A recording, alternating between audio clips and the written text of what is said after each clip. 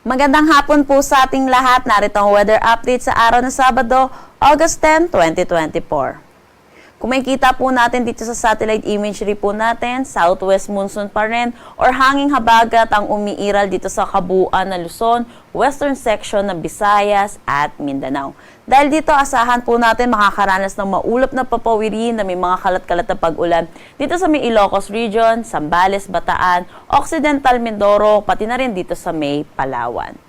Asahan naman natin for Metro Manila at nalalabing bahagi ng ating bansa, magiging maaliwalas ang ating panahon pero asahan din po natin mataas ang tsansa ng mga pag-ulan sa hapon at sa gabi dulot ng mga localized thunderstorm. Sa ngayon, wala naman tayong binabantayang low pressure area or bagyo na possible na makaapekto dito sa ating bansa. Pero kung makikita po natin, may kumpul po tayo na kaulapan dito sa may Taiwan area. At ito po binabantayan po natin kung magiging isang ganap na low pressure area sa mga susunod na araw. Para naman sa magiging panahon natin bukas dito sa Luzon, kung makikita po natin yung western section pa rin ng Luzon ay makakaranas pa rin ng maulap na papawiri na may mga kalat-kalat na pag-ulan, dulot pa rin ito ng southwest monsoon or ng hanging habagat. Pero kung makikita naman po natin sa nalalabing bahagi, patuloy tayong makakaranas ng maaliwalas na panahon. Agwat ng temperatura for Metro Manila at Lawag, 25 to 32 degrees Celsius.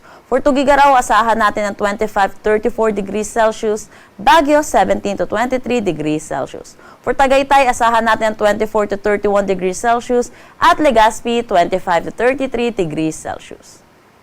Para naman dito sa may Palawan, Visayas at Mindanao, asahan po natin magiging maaliwalas ang kanilang panahon dahil sa paghina po nitong southwest monsoon or ng habagat. Asahan po natin makakaranas po tayo ng maaliwalas na panahon pero mataas ang tsansa ng mga pag-ulan sa hapon at sa gabi dulot ng mga localized thunderstorm. Agwat ng temperatura for Calayan Islands at Puerto Princesa, 25 to 32 degrees Celsius. Para naman dito sa Iloilo, asahan natin ang 25 to 33 degrees Celsius, Cebu 26 to 33 degrees Celsius, at Tacloban 25 to 32 degrees Celsius. For Zamboanga, asahan natin ang 25 to 34 degrees Celsius, Cagayan de Oro 25 to 32 degrees Celsius, at Davao 25 to 33 degrees Celsius.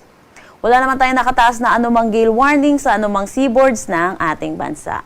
Dako naman tayo sa magiging panahon natin sa susunod 3 araw sa mga piling syudad po natin. Asahan po natin dito sa may Luzon, asahan po natin makakaranas pa rin tayo ng maaliwalas na panahon. Pero asahan din po natin may mga pag-ulan po tayo sa madaling araw and then maaliwalas po ang ating panahon. Then babalik po ulit ang mga pag-ulan sa hapon at sa gabi dulot po ng mga localized thunderstorm. For Metro Manila, asahan po natin agwat ng temperatura 25 to 32 degrees Celsius, Baguio City 17 to 23 degrees Celsius, Legazpi City 25 to 32 degrees Celsius. Para naman dito sa Metro Cebu, asahan po natin ang 25 to 33 degrees Celsius, Iloilo City 24 to 33 degrees Celsius, Tacloban City 25 to 32 degrees Celsius. Asahan din natin dito sa Mindanao magiging maaliwalas din throughout the 3 days.